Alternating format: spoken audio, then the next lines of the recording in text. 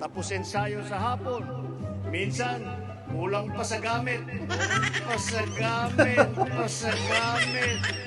Nung opening ceremony ng palarong pambansa, ay may mga kabataan atleta sa likod ko habang ako'y nag-speech kung ano-ano mga mukha ang kanilang ginawa. Yan yata yung mga uso sa TikTok ngayon. Nais kong pasalamatan ang lahat ng tumulong na maisakatuparan ang palarong ito. Kung Sandro, baka pwede natin mahanap itong mga batang ito para makilala naman natin. Shout out naman dyan sa mga kabataan. Itong mga nakaraang linggo ay marami tayo mga pinagtuunan, napansin sa mga serbisyo ng pamahalaan. Mga bagay na may dalang direktang ginhawa sa ating mga kababayan. Yan lang naman ang pangunahing direksyon na inilatag natin sa ating kabinete. Paano ba natin pagiginhawain ang buhay ng bawat Pilipino? Di man perpekto at marami pang kailangan ayusin.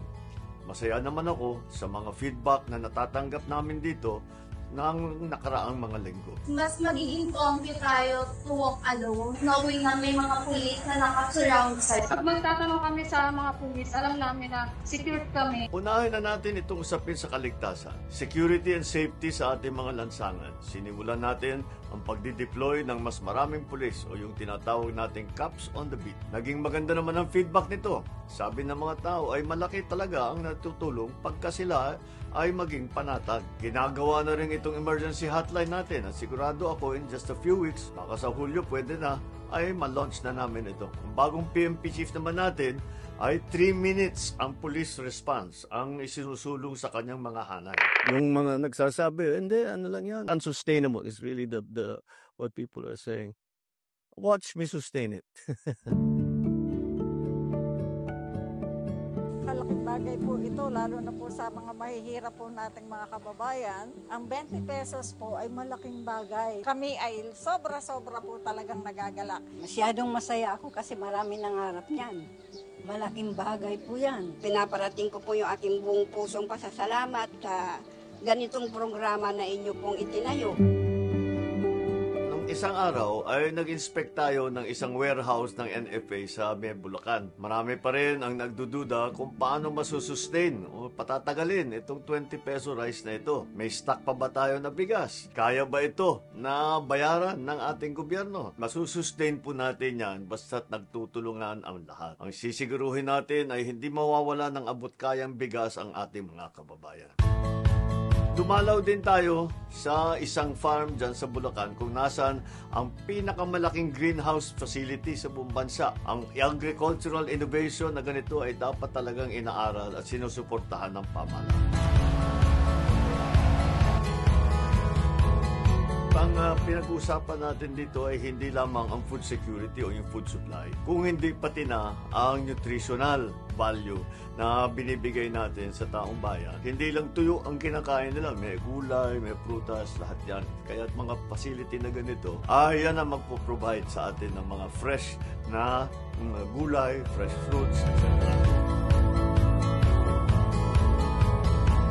Patuloy pa rin ang pamimigay natin ng mga makinarya sa National Irrigation Authority. Ito nga yung pangatlong tranche natin, refleeting program ang tawag. Mahalaga sa agriculture ang patubig at itong mga makinaryang ito ay sisiguruhin ang irigasyon natin na laging well-maintained. Maganda ang daloy ng tubig. Ang major canals at irrigation infrastructure ay laging maayos. Bali po, 4 na ticket po, isa lang po yung binayaran namin. From Ortigas po to GMA Kamuning, 20 pesos lang po. I was so thankful kasi talagang nakabawas ang babayaran namin, di ba? Malaki talaga ang advantages. Ang isa sa pinagtuunan din natin ng pansin nitong mga nakarang linggo ay ang transportasyon. Inanunsyo ko ang pansamantalang paghihinto muna ng EDSA Rebuilding Program. Ang sabi ko nga ay masyadong matagal naman yung 2 taon para maabala ang mga kababayan natin. At hanggat wala akong nakikitang solid na mga rerouting plans at masiguro na handang-handa na mga LGU, wag muna natin gawin. Ayusin muna natin ang plano. Nag-inspect din tayo ng MRT at nalunsad natin ang programang 1+3. Kung mapapansin nyo sa mga MRT station natin, bumilis na ang andar ng pila. Minsan nga ay wala ng pila. Yan ang patuloy natin tinatrabaho kasama si Secretary Vince ng DOTR. Bubuti pa yan in the coming months. Punta rin kami sa Nayer 3 naman at marami rin ginagawang pagbabago. Bilang gateway ng ating bansa, itong mga airport natin kumbaga ay ang first and last experience nila sa ating bansa. Kaya't hindi sapat na magaganda ang tourist spot natin. Kailangan ganun din kaganda ang mga airport natin. Hindi lamang ang Manila Airport, dinidevelop din natin ang mga tinatawag na regional airport para ay ang ating mga bisita ay hindi na kailangan dumaan pa sa Maynila para pupunta sa kanilang resort. Pati na yung mga umuuwing OFW, kung minsan napakalayo naman ang pinupuntahan nila, pwede silang tumuloy na sa mas malapit na airport para hindi na kailangan dumaan sa Manila Airport. Napaka-importante yan para mas maginhawa naman ang biyahe. Hindi lamang para sa ating mga bisita, kung hindi, mas lalong-lalo na para sa mga Pilipinong umuuwi at umaalis. Ilan pa lamang ito sa mga pagbabagong nagaganap. Marami pa po ito. Maraming salamat sa inyong mga mungkahi, suhestyon, komento. Lagi po kaming nakikinig at patuloy na isisulong ang anumang mga programang makakabuti sa kalagayan ng ating mga kababayan. Mabuhay ang bagong Pilipinas. Ingat po tayong lahat.